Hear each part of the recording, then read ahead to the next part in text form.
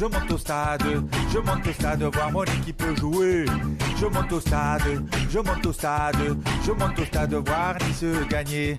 Le vendredi et aussi le samedi, c'est en fin d'après-midi à la fin de la journée. Fin de semaine, j'ai fini de travailler. Je monte au rêve pour me régaler. Je monte au stade, je monte au stade, je monte au stade, voir mon équipe jouer. Je monte au stade, je monte au stade, je monte au stade, voir Nice jouer. Sur les mafieux, les magouilles parisiennes, salon salade niçoise, ici le terrain a gagné. Je suis heureux, cette équipe c'est la mienne. Ici Nice, Nice fidèle va gagner.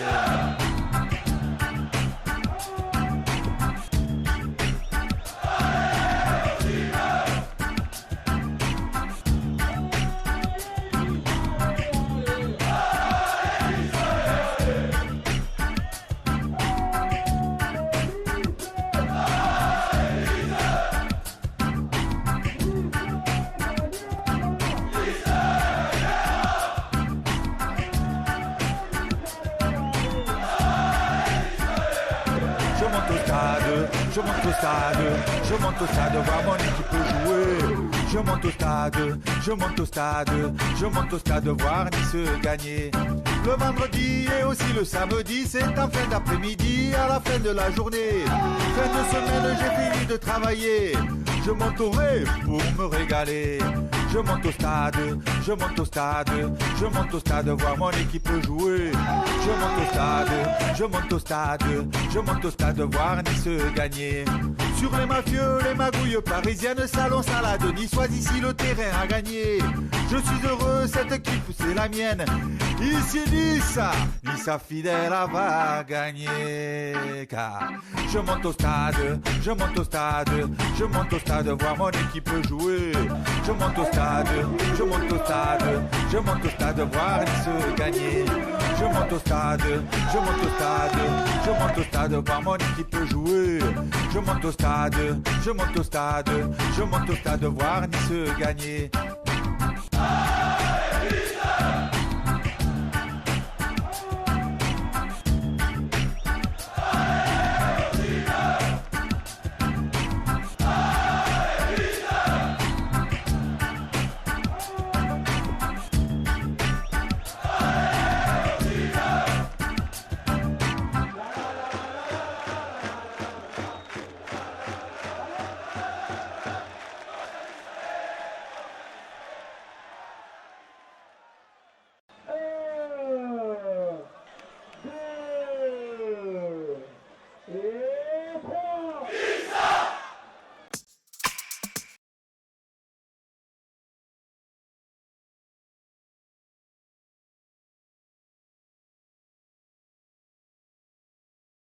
Je ne mets pas le micro, ça ne fonctionne pas. Bonsoir à toutes et à tous.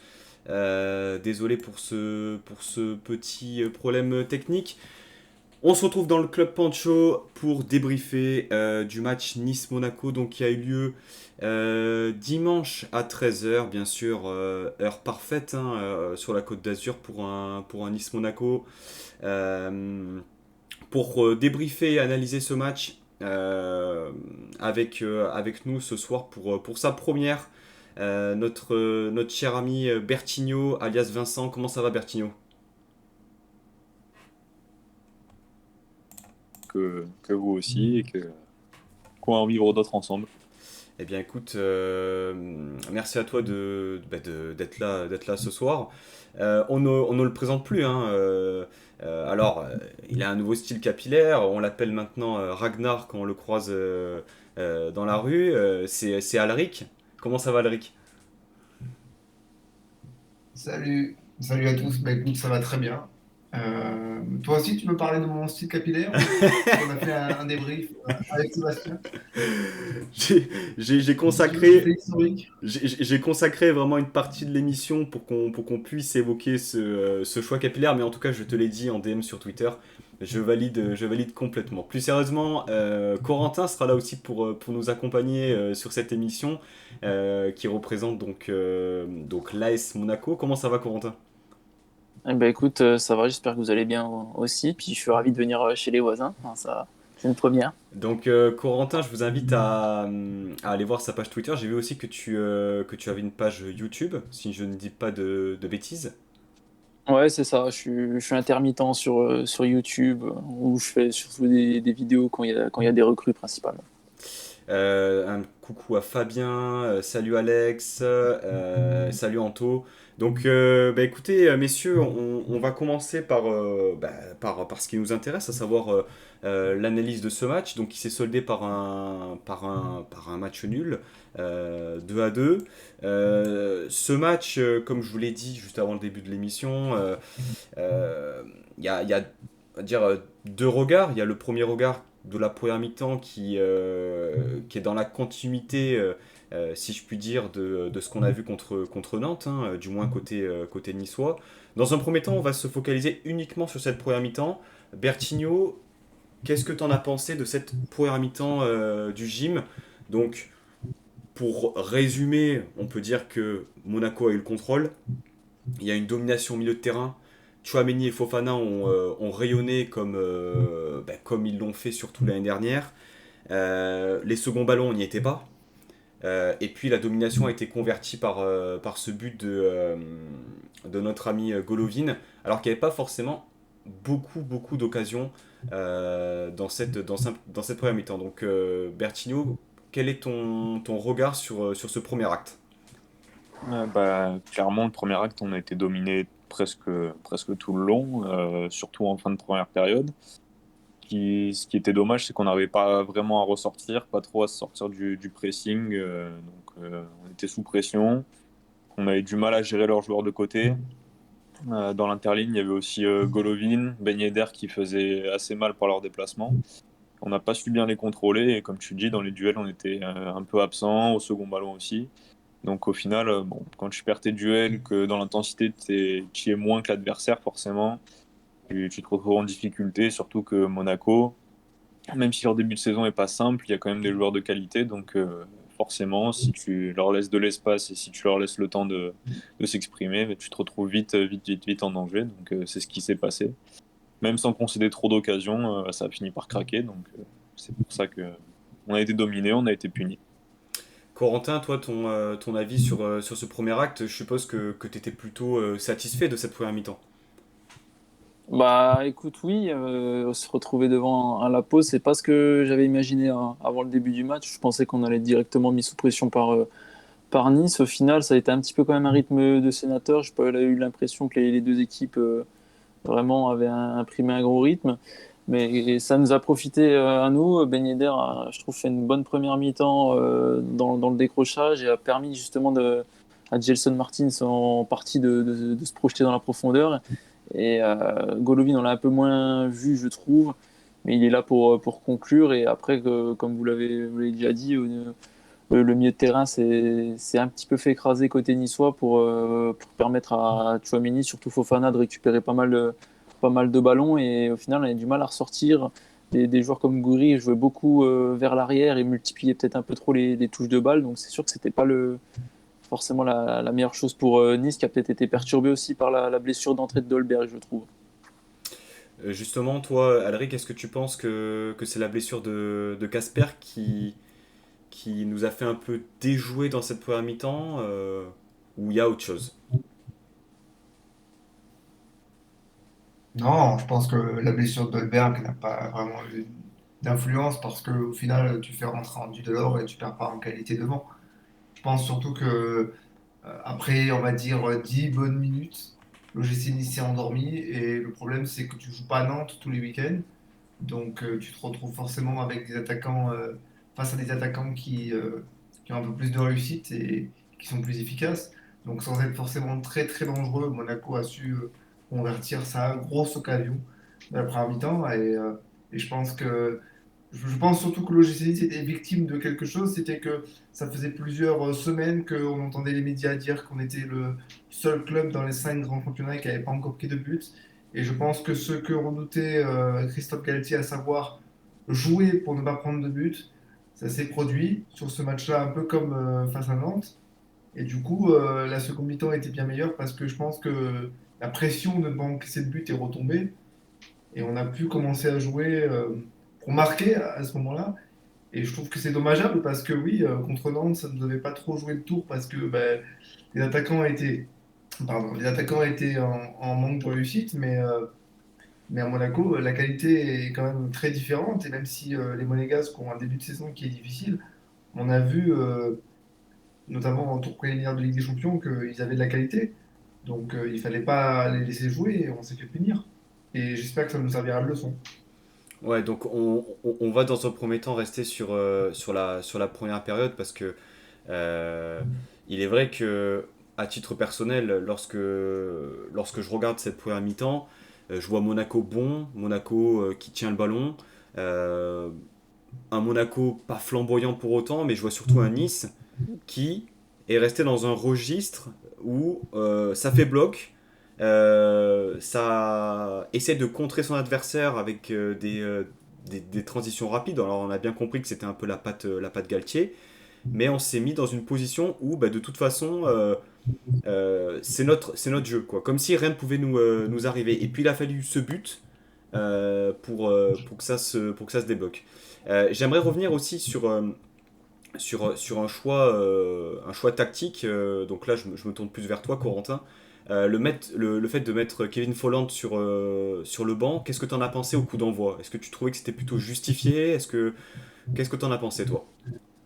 D'un point de vue performance, c'est totalement justifié, étant donné qu'il aligne pas un pied devant l'autre depuis la reprise. Donc, perso, j'étais très content de le voir sur le banc. Après, de mettre Sidibé dans une défense vraiment à 5 pour le coup, même si on sait que le schéma de Monaco sollicite la relance à 3, j'étais pas trop fan. Sidibé, je l'aime bien dans cette défense à 3.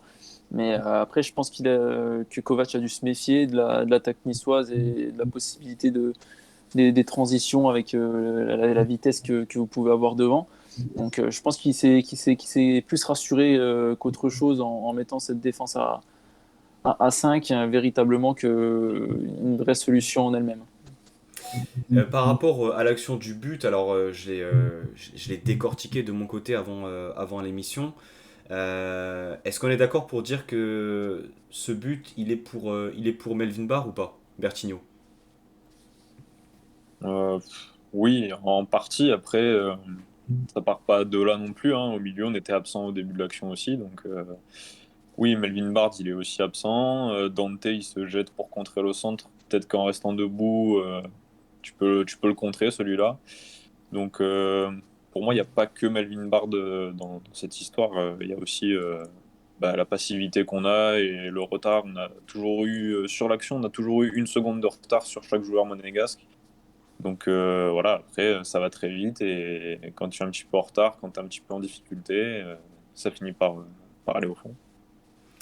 Euh, c'est vrai que sur cette première mi-temps, on était comme je le disais tout à l'heure, dans la lignée de ce match du FC Nantes. Et puis, il y a eu ce retour au vestiaire, et puis cette seconde mi-temps. Et puis là, on a senti d'emblée que le match avait pris une autre dimension, Alric.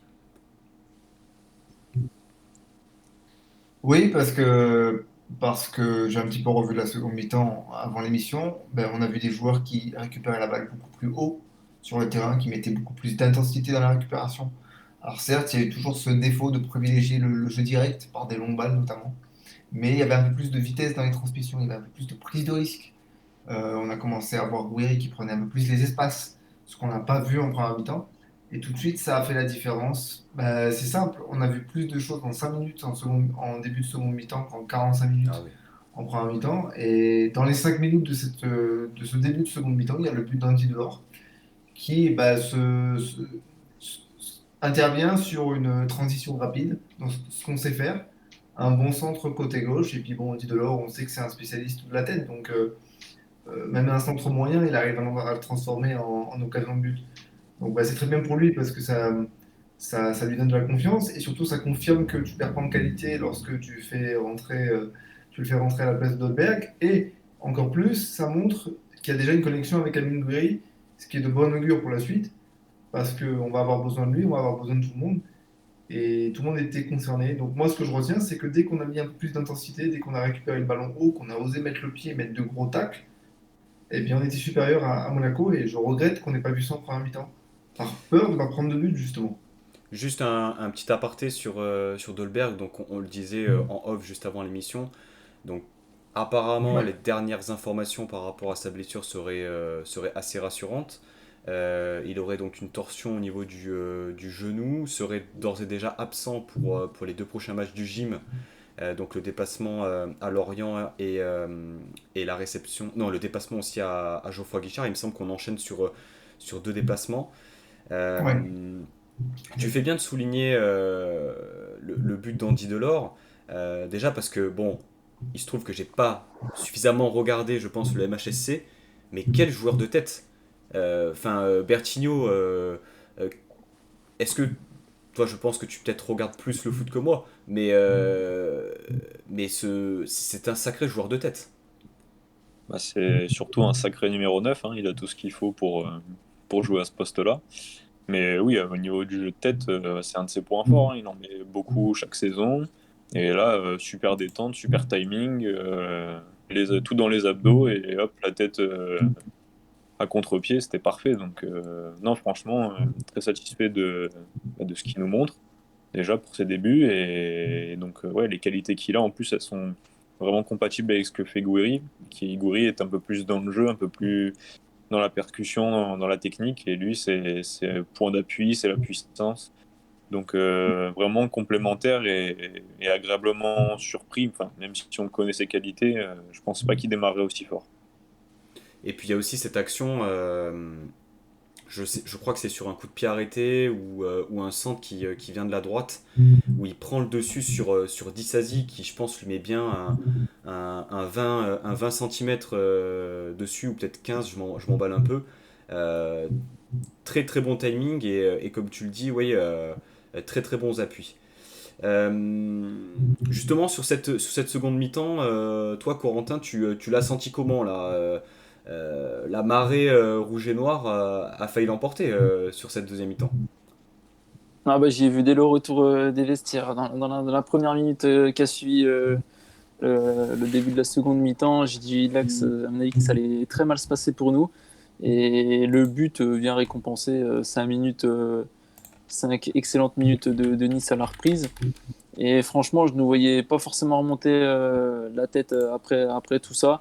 Et surtout, on voyait pas forcément de réaction et on retrouvait Monaco un petit peu peureux qu'on pouvait voir et qui est pas forcément dans ses grands jours psychologiquement. Donc, c'est une équipe qui est quand même assez bizarre d'avoir une capacité comme ça à être une bête blessée et qui peut se faire trouer dans tous les sens. Donc au final, on s'en sort plutôt bien sur la fin du match avec toutes les circonstances, mais ils ont été capables de remonter aussi le score. Donc mentalement, au final, ça reste quand même une bonne performance. Est-ce que pour toi, ce match à Alric et ce score final est frustrant?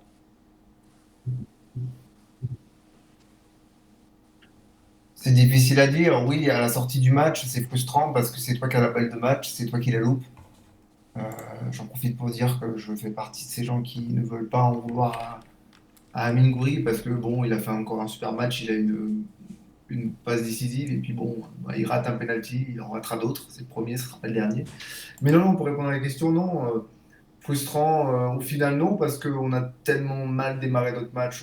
On aurait pu le perdre ce match parce que autant tu rates ton penalty, mais juste derrière, tu as Boadou qui a deux doigts de faire le troll ultime à l'OGC Nice, c'est-à-dire que il est à deux doigts de marquer son premier but avec Monaco contre Nice, alors qu'on parle de Nice chez nous pendant le mercato, quoi. Donc, non, non, frustré, au final, non, pas tant que ça, parce qu'on prend un point, on perd pas, et c'est une dynamique positive qui continue, malgré le fait qu'on n'ait pas une quatrième victoire consécutive. Euh,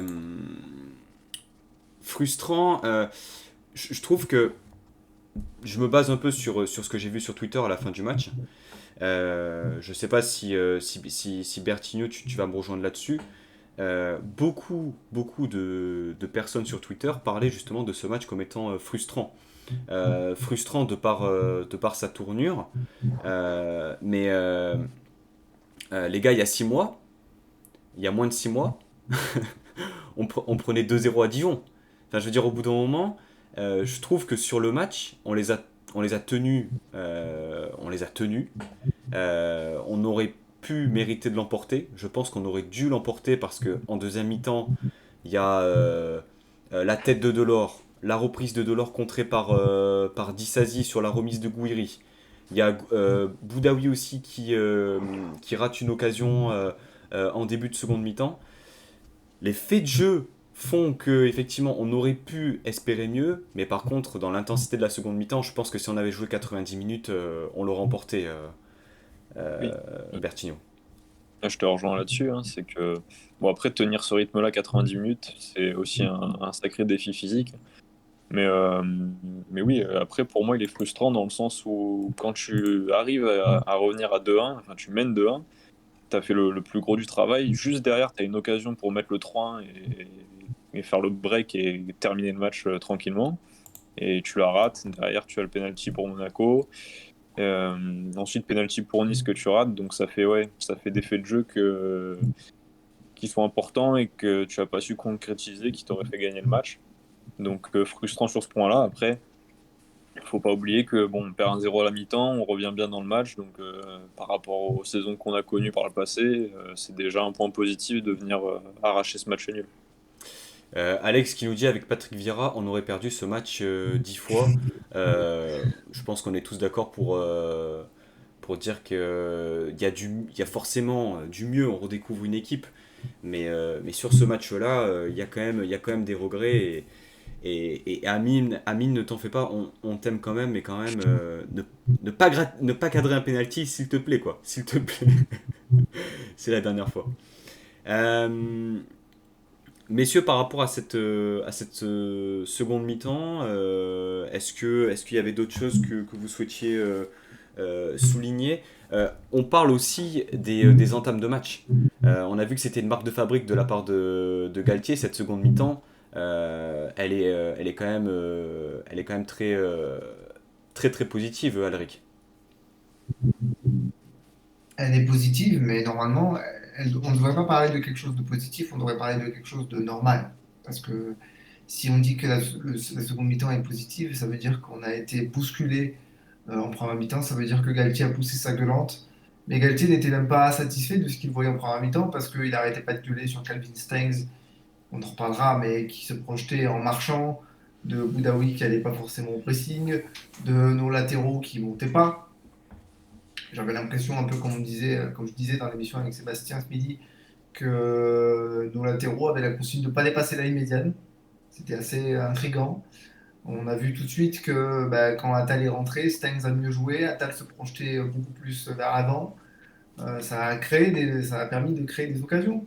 Donc oui, la seconde mi-temps était positive, mais l'entame de match aurait dû être bien meilleure et on aurait dû être sur de la continuité et pas sur de la réaction.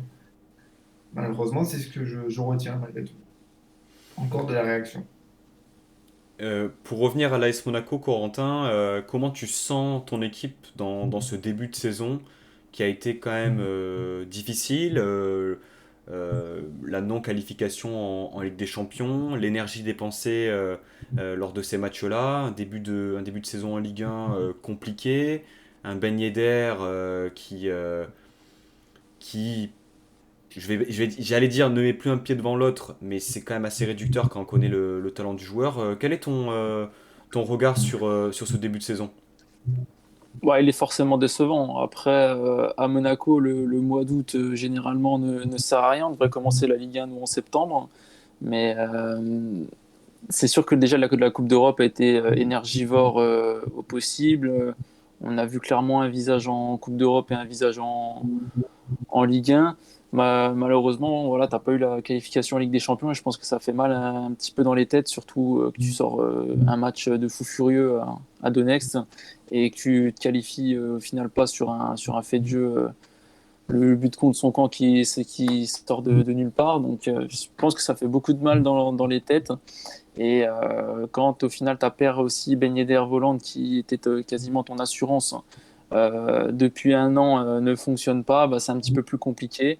Tu es un peu plus attendu que la saison passée aussi au niveau de Niko Kovac. Donc c'est sûr que là ça a été un petit peu compliqué. Là, les deux victoires, la victoire contre j'ai perdu le nom, Sturm Graz en Coupe d'Europe a fait du bien, a permis de se rassurer. Le match au final contre Nice reste quand même assez positif dans l'ensemble. Donc il faut travailler sur cette base et les matchs à venir sont favorables entre guillemets sur le papier pour Monaco. Donc il faut aller chercher des points et se rassurer pour commencer à remonter un petit peu au classement parce qu'au final tu as quand même grillé quelques cartouches là pendant ce mois et demi, ce premier mois et demi de Ligue 1. D'où ça vient, selon toi, justement, cette méforme? Est-ce que c'est un problème d'ordre physique? Est-ce que c'est des cadres qui sont défaillants? Est-ce que justement cette équipe aurait eu besoin d'un nouveau souffle avec, j'allais dire, de nouvelles recrues un peu plus clinquantes? Ça vient d'où, ça, selon toi, Corentin? Bah, on a fait le choix de la continuité, ce qui est pas souvent arrivé ces dernières années du côté de Monaco. Donc, quelque part, c'est une bonne chose. Normalement, tu es censé repartir sur les mêmes bases. Après, voilà, je trouve que la Coupe d'Europe, quand même, a fait beaucoup de défauts en termes de dépenses d'énergie. Mais après, voilà, tu te qualifies ou tu joues la troisième place, c'est aussi pour avoir ce genre de calendrier. Donc, quelque part, tu peux pas forcément te plaindre. Après, Niko Kovac n'a pas non plus fait énormément tourner, à part le match contre Lorient à la deuxième journée qui est perdu. On a aussi quand même pas mal de non-réussites, de malchance contre nous. Le match contre Nantes, on doit le gagner, on le rejoue 20 fois, on le gagne 19. Donc voilà, on a joué un petit peu de malchance aussi. Et tu as quelques joueurs qui sont pas forcément en forme. Voilà, tu as Nubel qui fait pas un arrêt. T'as Voland qui La met tête pas de un pied devant Rosario. l'autre. Ouais, voilà, ouais, il fait son premier arrêt de la saison. C'est pas mal au bout d'un mois et demi. Fallait que ça arrive. Mais voilà, Et il l'a fait Fofana contre aussi nous, un hein. petit peu mal. Ouais, ouais, il en faut, hein, mais il n'est pas souvent sollicité non plus, donc c'est pour ça, là, vous l'avez fait chauffer un peu. J'ai l'impression, Nubel, c'était le Apula Edel d'il y a plusieurs années où il avait fait un seul bon match. Je sais pas si l'histoire vous vous rappelez, c'était à l'époque au Ré. Je crois qu'on perd, je sais plus si on perd 1 ou 3-0, mais il nous a fait une masterclass, sa seule masterclass, je pense, au PSG d'ailleurs. Sur ce match-là, comment, Vincent? Je crois que c'était le 3-0 de Ah, mémoire. un bien beau souvenir au demeurant. Messieurs, j'aimerais qu'on aborde un sujet important à Nice, hein, c'est les blessures. Les blessures, encore et toujours. Des blessures, en veux-tu, en voilà. On n'en peut plus des blessures. Sur ce match-là, Dolberg qui se pète, donc on en a parlé, c'est pas très grave. Lotomba sur une transversale anodine qui se pète. Bertigno, ça vient d'où? Ça vient de la dépense physique demandée par Galtier, ça vient de la capacité physique même des joueurs, ça vient d'un manque de préparation, est-ce que ça vient d'où? Pour moi, je pense pas que c'est un manque de préparation déjà, parce que comparé aux saisons précédentes, on a quand même moins de blessés. Là, avant ce match, on a une infirmerie qui est presque vide, par Claude Maurice qui revient et Bambou, mais qui de toute façon n'était pas dans les plans. Mais non, je pense qu'il y a une partie un peu de malchance et aussi une partie de fragilité physique. Lotomba, la saison dernière, il était aussi beaucoup blessé. Dolberg, il a quand même des soucis assez souvent. Et après, il y a aussi le fait que le système de Galtier, son plan de jeu, ça demande beaucoup d'efforts. Donc, forcément, les organismes, ils sont mis à l'épreuve. Et si t'es un peu plus fragile, si t'es un peu plus en difficulté physiquement, ça peut engendrer des blessures. Et je pense que c'est ce qui s'est passé.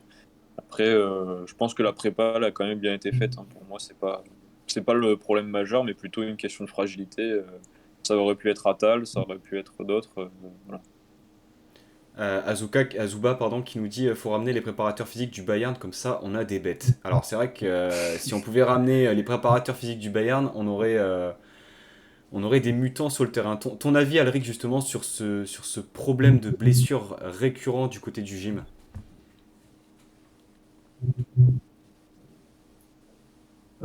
Je sais pas trop quoi dire parce qu'en fait, le staff change, les joueurs changent plus ou moins d'une saison à l'autre. Et notamment la transition entre Viraille et Galtier, et les problèmes restent les mêmes. Beaucoup de blessures musculaires. Alors peut-être à un moment donné, il y a un souci, je sais pas, dans les terrains d'entraînement, les terrains au stade, j'en sais rien, parce qu'au final, je viens de lire un petit peu ce que disait Christophe Galtier en conférence de presse après le match. Lotomba, il prend un coup au mollet et ça se transforme en contracture. Donc, je sais pas, il y a un souci. Il y a un souci sur les terrains, il y a un souci dans leur préparation d'avant-match, dans leur hygiène de vie, j'en sais rien. Mais enfin, le problème est vraiment récurrent, mais même d'une saison et d'un staff à l'autre. Donc, honnêtement, je sais pas, il doit y avoir un signe indien, quelque chose.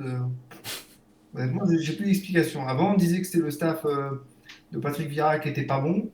Ok, mais on a Attal qui s'est blessé de manière totalement random contre Marseille. On a Dolberg qui s'est blessé, on a Lotomba qui s'est blessé, ça commence à faire beaucoup. On n'a plus d'arrière droit fiable. Moi, j'en ai un peu marre de commencer à me dire qu'il faut bricoler à ce poste-là. Et je suis à deux doigts de me dire que Aurier, ça pourrait être pas mal sportivement, on entend, pour remplacer Attal ou Lotomba qui sera blessé les trois quarts de la saison. Donc honnêtement, je sais pas. Pour ce qui est du latéral, on a un entraîneur dans l'équipe réserve qui s'appelle Cédric Varro, qui je pense pourrait assurer au poste de latéral. Euh, Messieurs, j'aimerais aussi aborder un autre sujet sur ce match-là. Un sujet qui s'appelle Monsieur Le Texier. Alors on n'est pas là pour défoncer l'arbitre, hein, c'est pas le but. Mais j'ai envie d'avoir votre opinion sur son match. Voilà, Corentin, comment as-tu trouvé la performance de Monsieur Le Texier? Bah écoute, globalement, dans les grandes lignes, je trouve qu'il fait un plutôt bon match. Après, on va venir à la question des pénaltys. Perso, je trouve qu'il y a pénalty pour Monaco. Après, le pénalty pour Nice, je le comprends. Le ballon tape la main, ma foi, c'est comme ça. Écoute, s'ils veulent siffler, ils le sifflent. Après, ce que je trouve dommage, c'est que le ballon, tout le monde voit qu'il va partir au poteau de corner et qu'il n'y aura jamais de but ni rien. Et que la main, même si le bras est un petit peu à 90 degrés, le bras est collé au corps et c'est l'avant-bras qui dépasse. Je trouve ça dommage. Après, franchement, on voit des pénaltys sifflés pour encore moins que ça. Écoute, il le siffle et il l'a pas mis. C'est qu'il y a peut-être une justice. Oh, Mais, alors, franchement, franchement, mais moi, en tout cas, c'est incroyable. Non, non, mais parce que là on aurait pu utiliser ce que tu viens de dire pour le penalty de Monaco. Objectivement, Corentin, objectivement, elle est très légère la faute sur Caillot. bah, et après, il le touche dans l'élan. Donc, pour moi, après, il y a faute. Hein. Après, si tu trouves qu'il n'y a pas faute, je peux le concevoir. Hein, Ah, mais, moi je trouve personnellement qu'il y a faute. Elle est légère, mais mais dès lors que Caio Henrique passe devant Stengs, pour moi, c'est moi, ça. Voilà, il est Stengs passé. Hein. il doit pas faire ça. Pour moi, il y a faute. Elle est très légère. Mais en termes d'évidence, le penalty de Nice, il est bien plus évident que le penalty de Monaco. Mais ça se siffle dans les deux cas. Ah, je trouve pas qu'il est plus évident.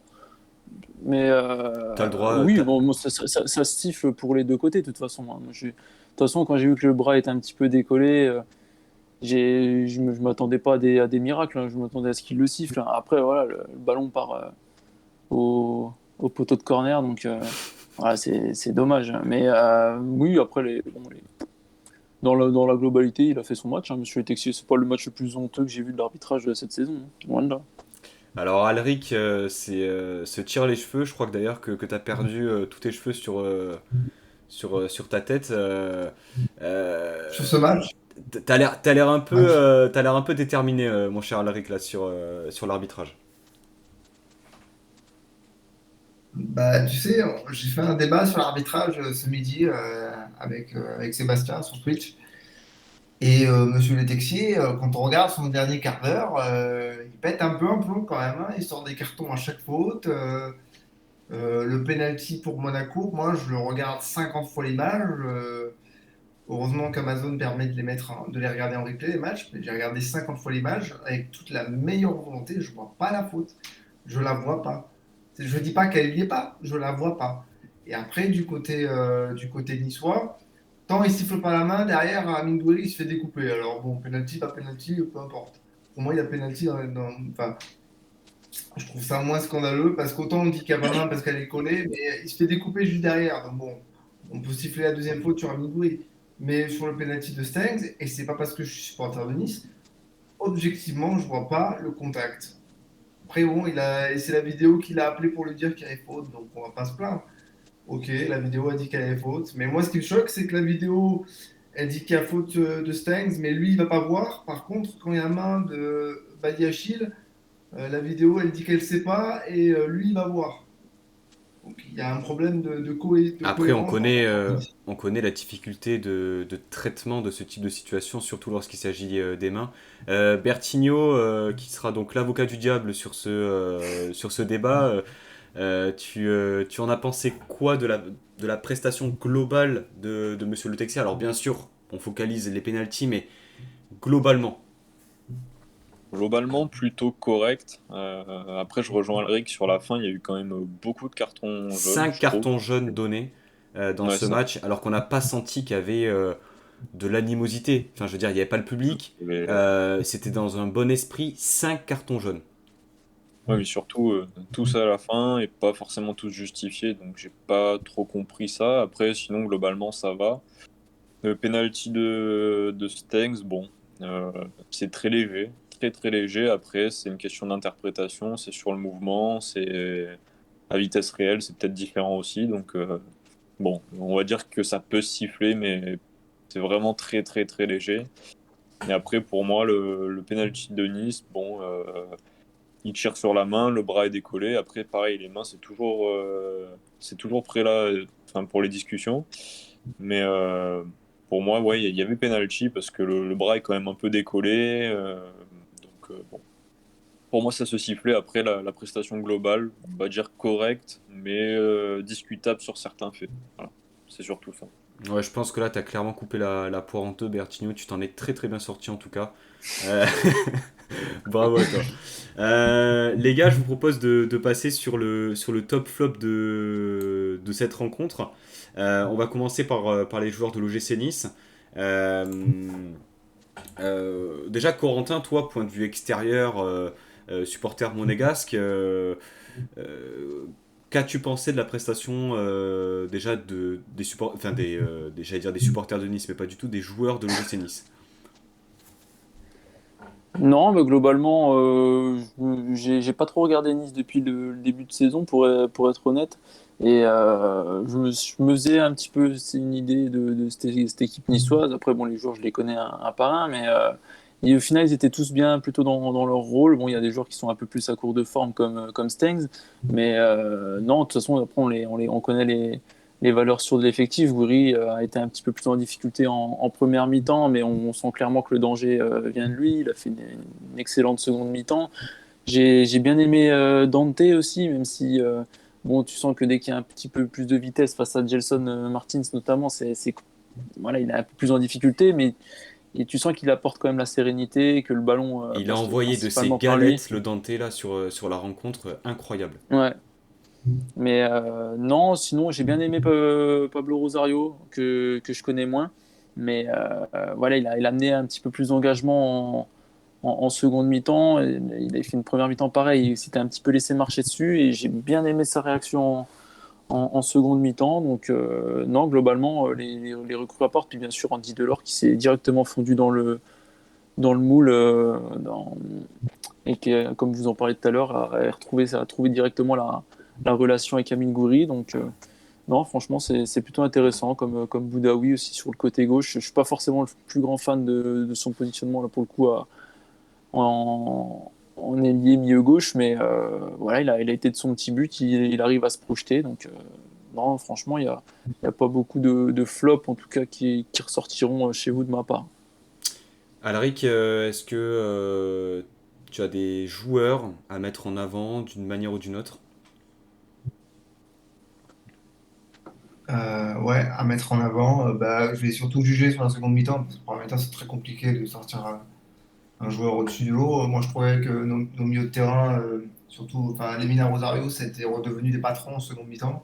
Amine Gouiri, Andy Delors devant, c'est très très fort. Mais une Vidbar qui s'est quand même pas mal rattrapé avec de belles ouvertures sur le côté gauche. Voilà, après, la rentrée d'Atal que j'ai trouvé très intéressante, même si je déplore qu'il monte un peu trop et que défensivement, il y a encore des choses à travailler. Mais une rentrée très intéressante qui a permis à Calvin Stengs de se libérer un peu. D'un point de vue flop, ouais, bah, Calvin Stengs, je l'aime beaucoup, hein, je fonde beaucoup d'espoir sur lui, mais encore très tendre, même si c'était bien mieux en seconde mi-temps. Je pense qu'il manque. Physiquement, il n'est pas encore au top. Je suis surpris qu'il ait joué aussi longtemps, parce que j'ai quand même aussi trouvé qu'il y avait un manque d'implication. Enfin, Galtier lui a hurlé dessus plusieurs fois quand il se projetait, parce qu'il se projetait en marchant et c'était insupportable. Après, j'ai un peu de mal avec Boudaoui sur le côté gauche, mais j'ai un peu de mal aussi avec Boudaoui sur le côté malgré tout, parce que je trouve qu'il s'économise aussi. Alors que Galtier lui demande souvent de faire du pressing, d'aller au contact. Pareil, il hurle dessus en disant qu'il faut qu'il aille au contact, qu'il faut qu'il court, qu'il se donne. Il a la capacité de le faire et j'ai l'impression qu'il s'économise un peu. Après, voilà. En gros, ouais, c'est ce que je dirais. C'est ce que je ressors de ce match-là qui était quand même assez bizarre. Bertigno, toi, ton avis sur les performances individuelles du côté rouge et noir? Bah déjà, la prestation de Delors, hein, qui a pesé sur la défense, qui était bien présent en seconde mi-temps. Bon, il a un but, une passe décisive. Donc, feuille de match bien remplie pour lui. Après, Guiri aussi, un peu en dessous, mais quand même, il est là sur toutes les actions offensives. Il est présent, il amène du danger. Alors oui, il rate son penalty, mais quand même, le premier but vient de lui. Donc, plutôt le deuxième. Non, le premier, oui, c'était le premier, pardon. Et Le deuxième aussi, il a l'initiative, c'est lui qui fait l'avant-dernière passe oui, avant c'est vrai, la passe D de Delors. c'est ça. Et après, bon, j'ai bien aimé Lemina, très présent au milieu, présent sur l'homme au duel, beaucoup de ballons récupérés, de l'impact, donc il nous a fait beaucoup de bien. Très intéressant. Et puis en flop, j'aurais dit le côté droit, en fait, Lotomba et Stengs, donc, qui étaient vraiment les deux en difficulté. Lotomba car il ne se projetait pas et Stengs qui du coup n'avait aucun soutien et on sait que c'est un joueur qui a besoin que les autres créent des espaces pour lui. Donc s'il n'a pas quelqu'un qui vient de dédoubler, qui vient proposer des solutions, ça va être compliqué pour Stengs. Et on l'a vu parce que quand Attal est rentré, tout de suite, ça a complètement changé la donne. Donc ouais, Stengs qui monte en puissance un petit peu et je pense qu'il va revenir, mais il a une prépa coupée avec cette blessure et je pense que physiquement il est pas encore au top et que petit à petit il va revenir de mieux en mieux. Mais bon, il n'y a pas eu pour moi, il n'y a pas eu un gros flop dans cette équipe, mais voilà, il n'y a pas non plus des joueurs qui ressortent énormément à part Delors et peut-être Lemina. Mais voilà ce que j'en pense. Alors, je sais pas, hein, peut-être on est extrêmement patient, hein, mais la prestation de Stengs, que ce soit dans les choix offensifs, dans l'intensité du pressing, dans les replacements défensifs, dans les choix, euh, on l'a présenté comme la recrue phare de ce mercato. Un joueur confirmé qui justement avait besoin de franchir un cap. On regarde des joueurs, on va dire, qu'on attendait un peu moins, qui sont en train d'exploser. Lemina, Rosario, Barr, bon, Delors c'est confirmé aussi, mais c'est arrivé en fin de mercato. Moi j'attends beaucoup de ce joueur-là. Pour moi, aujourd'hui, il n'est pas titulaire à l'OGC Nice. Kluivert doit revenir sur son couloir gauche. Et Boudaoui doit jouer, enfin, s'il doit jouer dans ce milieu, justement, peut-être plus à droite. Parce que aujourd'hui, enfin, je sais pas si vous me trouvez dur ou pas, mais il est pas, pour moi, c'est pas un titulaire à l'OGC Nice. Moi, pour moi, dans l'état actuel Bah, des si tu... choses, c'est compliqué. Dans le sens où physiquement, il n'y est pas. Donc si physiquement, il est déjà un ton en dessous d'un Boudaoui ou d'un Kluivert, forcément, ça va pas aller pour lui. Après, je pense qu'il faut lui laisser quand même du temps. Ça fait que 2 matchs qu'il est là, dont un match où il a joué ailier gauche, donc c'était pas son poste. Je pense qu'il faut lui laisser un peu de temps et peut-être contre un adversaire un peu moins difficile, comme les prochains matchs contre Lorient, contre Saint-Etienne il peut trouver ses marques, être un petit peu plus à l'aise. Donc, pour moi, oui, pour moi, Boudaoui doit être titulaire à droite, mais il faut quand même laisser du temps à Stengs et pas tirer des conclusions trop vite. Fabien qui nous dit sur le chat, On a un exemple comme ça. Stengs, on va attendre, mais j'ai peur qu'il n'ait pas le niveau cette On avait saison. déjà un exemple comme ça. Dommage, il manque un ailier, je pense, dans l'effectif avec de l'expérience. Alric, excuse-moi, je t'ai coupé. On avait un exemple comme ça. Moi, j'aimerais vous rappeler Alexis Claude Maurice. Alexis Claude Maurice, qu'on paye 14 millions, qu'on fait jouer côté gauche, qui a du mal à éclore, on commence à douter de lui lors de sa première saison, alors qu'on le présentait comme un crack, un de nos plus gros transferts lorsque Ineos rachète le club. Et au final, on s'aperçoit que le garçon a besoin de temps, le garçon a du talent, et au final, la saison dernière, il fait une excellente. très bonne fin de saison. Bon, il est freiné par sa grosse blessure qui l'empêche d'être sur le terrain aujourd'hui, mais Calvin Stengs, c'est à peu près la même chose. Faut pas oublier que Calvin Stengs, il est présenté comme un très gros crack du football européen. On l'a payé quoi, 15 millions. Il est représenté par Mino Raiola. Il aurait pu être envoyé dans un très très gros club européen cette année et il est arrivé à Nice. Le gars, il a fait une préparation plutôt correcte où on voyait qu'il avait du ballon, où il avait une capacité de passe, notamment des passes cachées qui nous ont fait un peu papillonner les yeux en préparation. Il a eu une blessure. Il en est à son deuxième match. Il joue un match à Nantes, pas à son poste. Il fait un morceau de match contre Bordeaux plutôt convaincant sur son côté droit. Franchement, je ne me fais pas de soucis pour lui. Alors certes, c'est sûr que là, actuellement, on aimerait qu'il fasse du dribble, qu'il marque débutant lucarne, qu'il fasse des passes à la cheville. On aimerait tous ça. Mais il en est que à son deuxième match. Il est super jeune et je pense qu'il a aussi la pression de ce profil d'espoir qui va exploser et la pression peut-être de son transfert. Ah bah dans Donc ce cas, voilà, Alric, si je peux me permettre, s'il a la pression de ce transfert, s'il a la pression de cette étiquette d'éternel espoir, on s'est trompé sur le recrutement. Galtier l'a dit. non,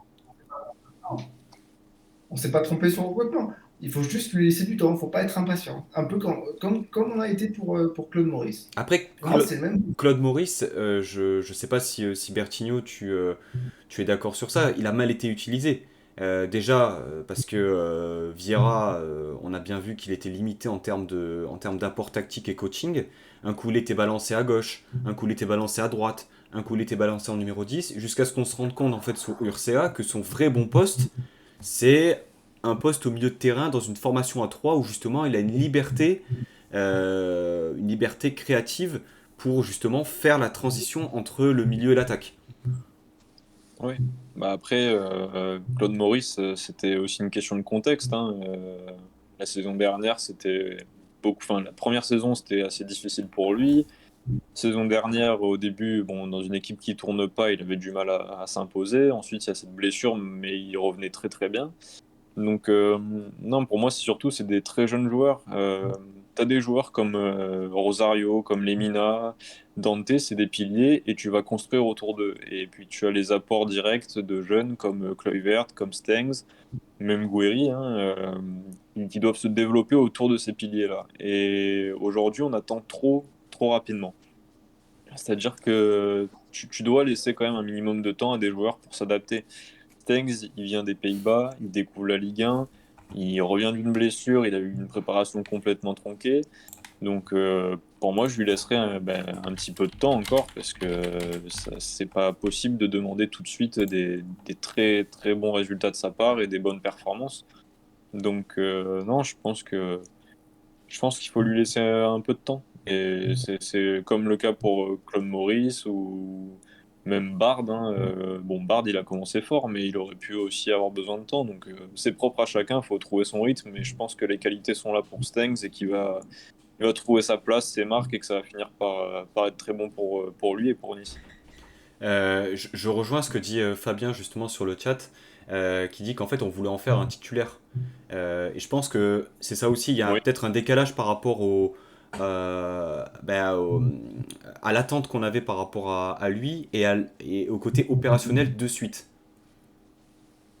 je suis d'accord sur ce point. Sans sa blessure, il est titulaire. Sans sa blessure en pré-saison, il est titulaire. Il est titulaire et c'est le plan de jeu. Au départ, je pense que qui était prévu, c'était d'avoir Kluivert côté gauche, Stengs côté droit, avoir vraiment deux ailiers alors, néerlandais qui se connaissent bien, qui se sont côtoyés en jeunes, qui se côtoient en équipe nationale et qui ont des automatismes, qui peuvent permuter peut-être.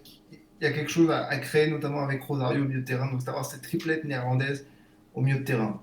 Il s'est blessé en début de saison, ça a ralenti sa progression. Il aura besoin de temps.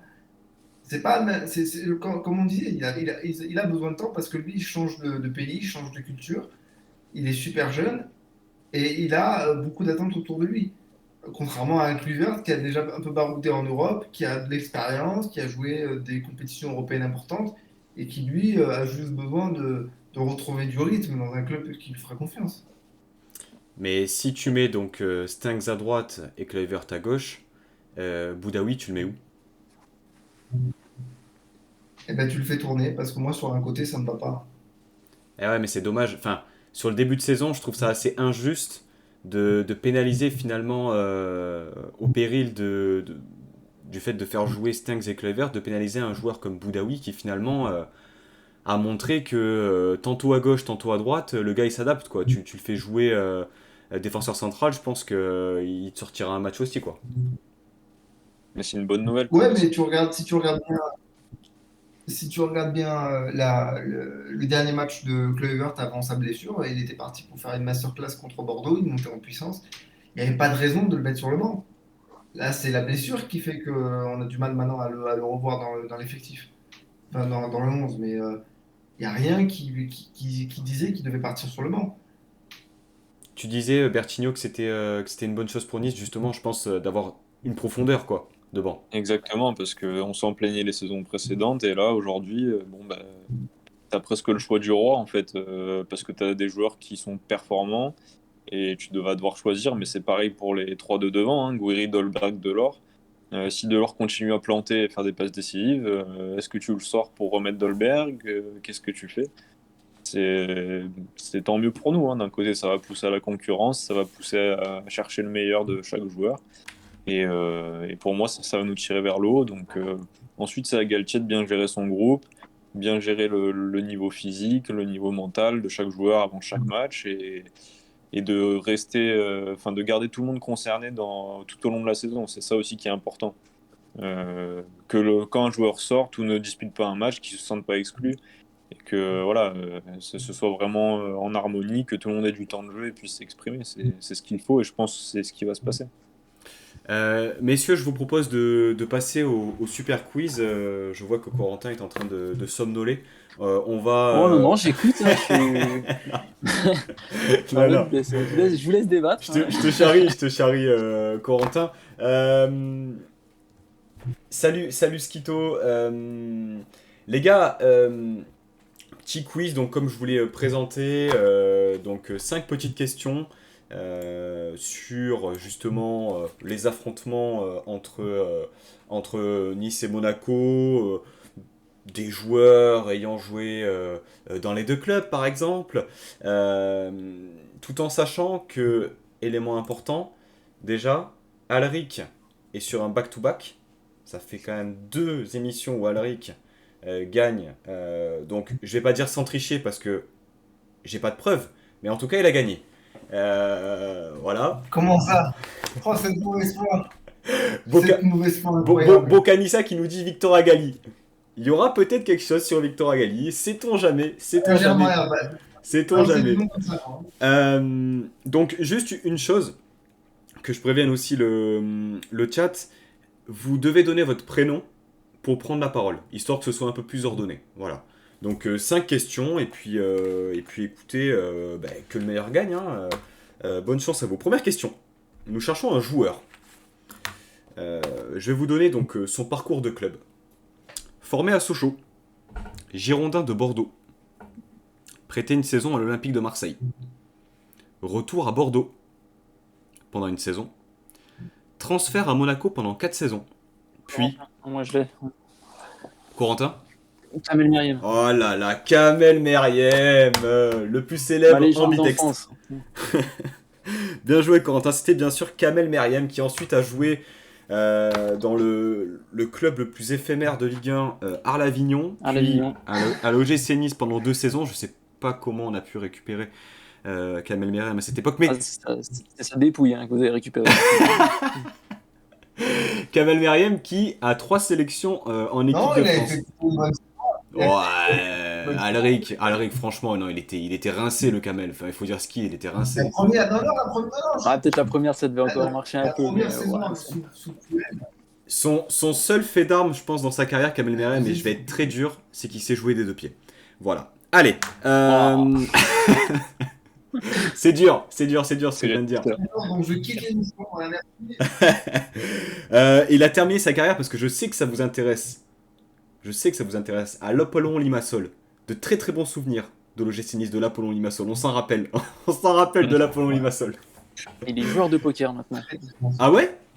Ouais, j'ai vu ça il y a 1 ou 2 ans, il fait les tours maintenant, les World Tours de poker et tout. Et il me semble qu'on avait son frère au centre de formation de Nice il y a bien longtemps. Samir, vous me vérifierez ça, je ne sais pas. Donc premier point pour Corentin, hein. Bien joué à toi. Ça va être extrêmement rapide. De quelle nationalité est Marcin Bulka? Corentin. Bertigno. Oui. Alric. Ah, merde, attends, je l'ai pas. alors, Je l'ai pas pour dit. moi, Là-bas. pour moi, c'est Bertigno. Pour moi, c'est Bertigno. Corentin, est-ce que tu J'ai valides un le fait doute. que ce soit Bertigno ou pas? Ouais, pas de soucis. Je suis Vas-y, fort. Bertigno, tu dis quoi? Polonais. Oh, c'est beau ça, bien sûr. J'ai hésité, mais bon. Mais en vrai, Je l'ai pas. on l'a dit en même temps, je pense. Hein. C'est- Je viens de faire la vérification à la VAR, c'est toi d'une demi-seconde. Slovène? Non, Alex, il n'est pas slovène. Troisième question. Alors là, celle-ci, je suis allé la chercher, comme quoi ça bosse, hein. Quel est le dernier tireur niçois ayant raté un penalty? Mhm. Mhm. Indice, il a joué... Corentin, attends, je vais le tester. Vas-y. Balotelli. Non. Ah. Alors, si je peux vous donner un indice, il a joué également à Monaco.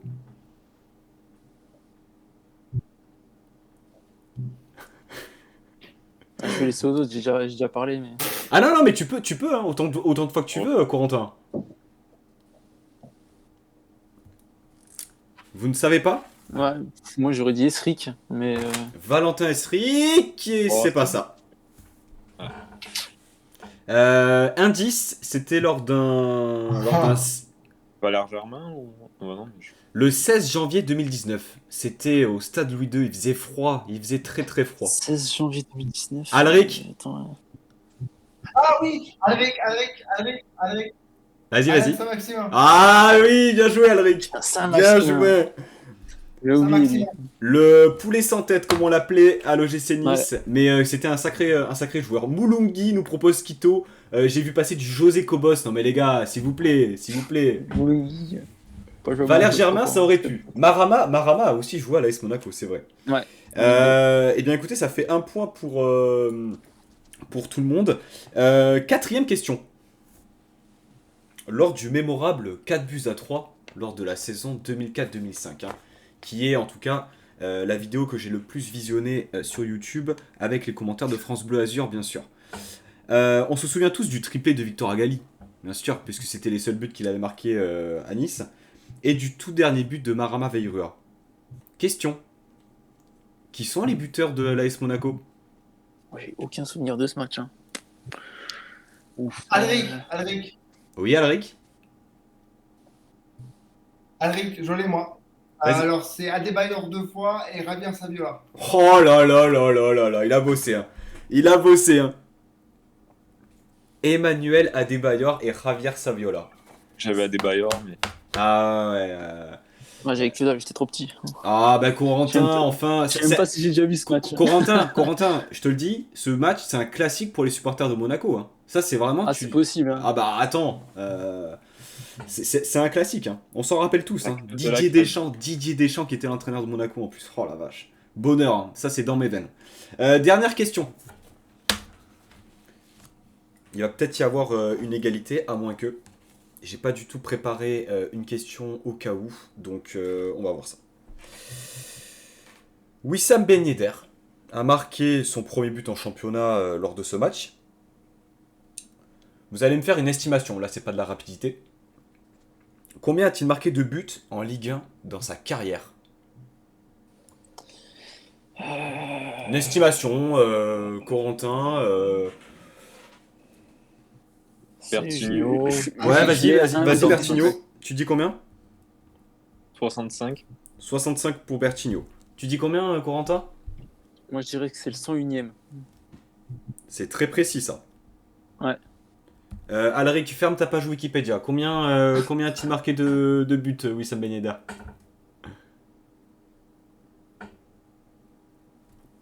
70. Et là, franchement, j'ai envie de dire bravo Corentin. puisqu'il a marqué son 102e but Ah, putain, ça veut dire. en Ligue 1. Donc effectivement, c'était son 102e but.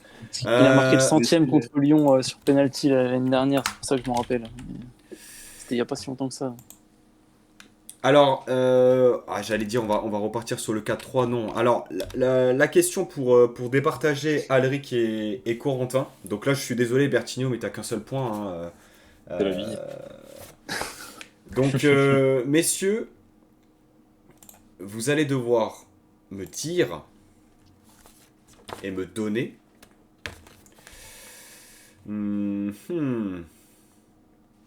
réfléchis en fonction de ce que j'ai sous les yeux. Les deux numéros 8 de ce match. Votre prénom? Corentin, Oui.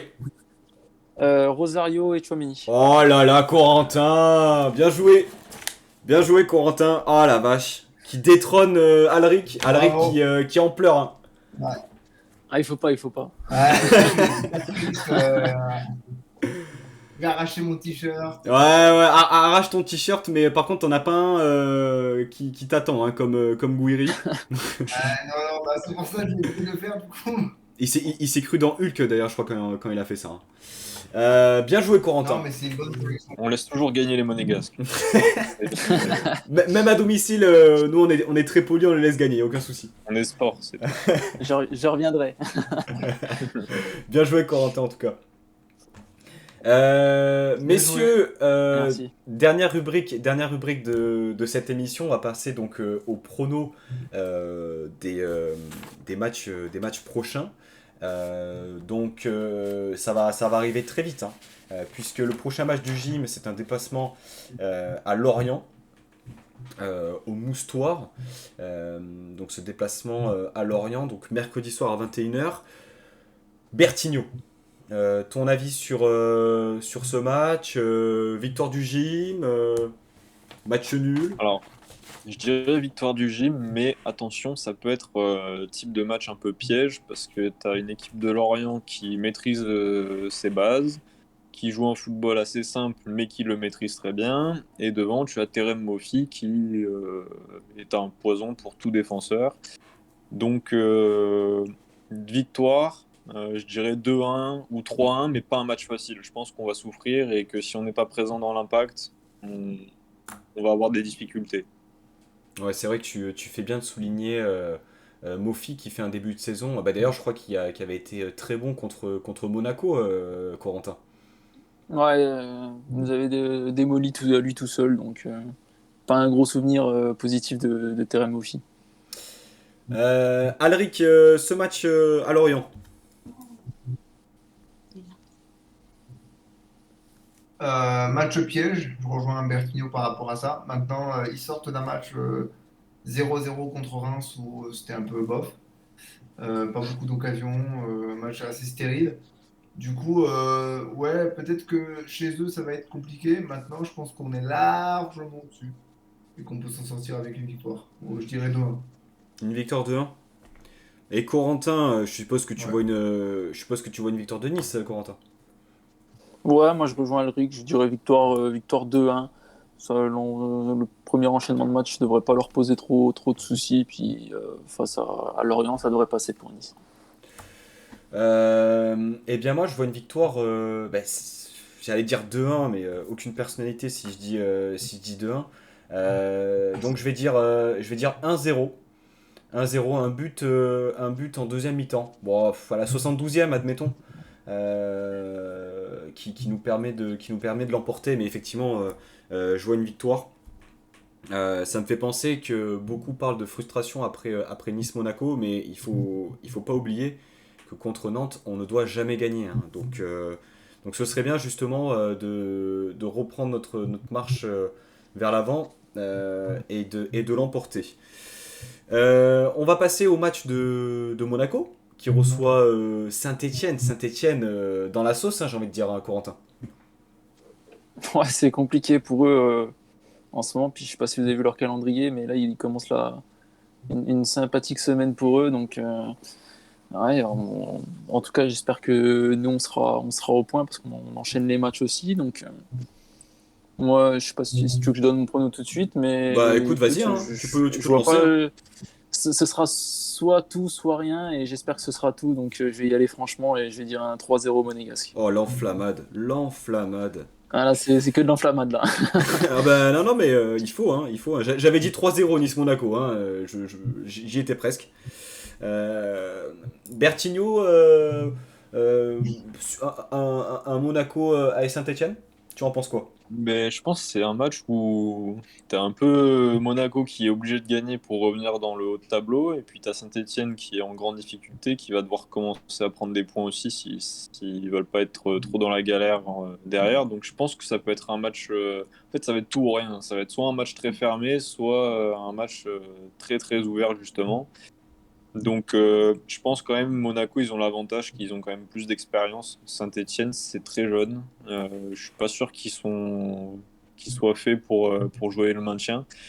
Donc, non, pour moi, je pense que Monaco va s'imposer et peut-être largement parce que ils ont plus de qualité, d'expérience. Donc, dans ce genre de match, ça fait la différence.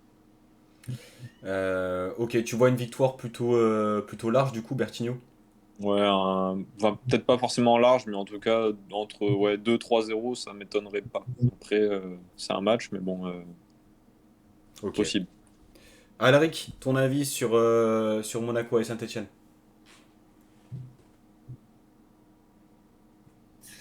Un match qui devrait être à la portée de Monaco, surtout que bah, s'ils confirment les bonnes dispositions qu'on a vues contre Nice, ça peut être intéressant pour eux. Maintenant, la Saint-Etienne n'a pas eu de chance du tout face à Bordeaux, notamment avec les conditions climatiques en second mi-temps qui étaient dantesques. Ils auraient mérité de repartir avec le point du match nul. Je pense qu'ils auront à cœur, j'aime pas cette formule, mais je pense qu'ils voudront bah, se racheter et surtout essayer de forcer un peu le destin qui est contre eux en ce moment. Donc je dirais victoire de Monaco, mais s'il y a victoire, ce sera 1-0, 1-0, pas grand-chose. Ok, donc toi tu vois une victoire de Monaco. Les gars, je pense qu'on a oublié de... Enfin, dans vos pronostics, vous avez oublié de citer que l'entraîneur de Saint-Etienne, c'était Claude Puel. Mm. Et que Claude Puel, il a quand même... Alors, j'ai pas les stats à l'appui, mais contre ses anciens clubs, c'est, je pense, un ratio assez intéressant. Donc moi, je vais aller à l'encontre de ces pronostics. Moi, je vois un partout. Un partout courageux de Saint-Etienne. Parce que Monaco, on pourrait dire que ils sont sur une pente plutôt positive sur ces 2 derniers matchs. Cependant, objectivement, sur Nice-Monaco, si on l'emporte, c'est pas volé, Corentin. N'est-ce pas? Non, non, c'est pas volé, mais je pense que si Monaco met le but avec Boidu à la fin, c'est peut-être pas volé non plus. Tu vois, je trouve le score logique. Oui, oui, c'est vrai. C'est vrai qu'il y a ce face-à-face qui... Franchement, quand je l'ai vu débouler dans la surface, je me suis dit, c'est pas possible. C'est écrit, en fait. C'est écrit. C'est écrit qu'il va nous la faire, le Il fait petit... une énorme sortie, Benitez, hein, parce qu'il avait tout bien fait, Boidu. Ah ben le contrôle, l'orientation du corps, la finition, peut-être qu'il est sur son mauvais pied, je crois qu'il est droitier, Ouais, ouais, ouais. Bodou.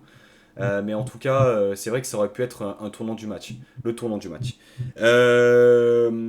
Donc ouais, moi je vois un petit un partout. Un petit un partout avec un vieux coup de pied arrêté, une tête stéphanoise et qui prive justement Monaco d'une victoire. Parce que malgré tout, à Nice, on aime Claude Puel et ça fait mal en tout cas de le voir en difficulté comme ça à Saint-Etienne. De mon point de vue. Messieurs, est-ce que nous avons oublié certaines choses? Est-ce que vous voyez d'autres choses à ajouter avant qu'on clôture cette émission? Pour ma part, je pense Non, qu'on a tout écoute, le pour ma part, ouais. Eh bien, il est temps pour moi de vous remercier d'avoir participé à cette émission. De vous dire également que jeudi soir, exceptionnellement, le Club Pancho donc sera présent pour une émission le lendemain de Lorient-Nice. Donc je serai accompagné de Alric et de Bertigno. On a déjà l'invité pour le FC Lorient, donc je vous le dévoilerai sur Twitter dans la semaine. Messieurs, je vous remercie. Corentin, j'espère que tu as passé un bon moment. On souhaite une belle saison à l'AS Monaco. Une belle saison aussi au community manager de l'AS Monaco qui était peut-être en redescente d'un week-end assez chargé. Bah écoute, ouais, merci à vous pour l'invitation. J'ai passé un très bon moment. Puis, bah, ma foi, notre cher ami CM, faut boire une tisane, voir un petit peu la plage et tout. Ça, je Et pense que ça ira mieux après. ouais, une petite eau chaude, je pense que ça lui ferait du bien. Je remercie également donc Bocanissa, Fabien, Alex, Skito, Azuba et les personnes qui sont passées sur le chat et qui ont interagi. On essaie de faire au mieux justement pour inclure ça. Il y a toujours quelque chose à faire, hein, c'est perfectible. Quoi qu'il en soit, messieurs, je vous souhaite une agréable soirée. Bonne saison à l'AS Monaco et donc on se retrouve jeudi soir pour la nouvelle émission du Club Pancho. Très bonne soirée, merci d'avoir été présents les gars et puis à très vite. Merci à toi. Merci. Salut les gars. Ciao, ciao.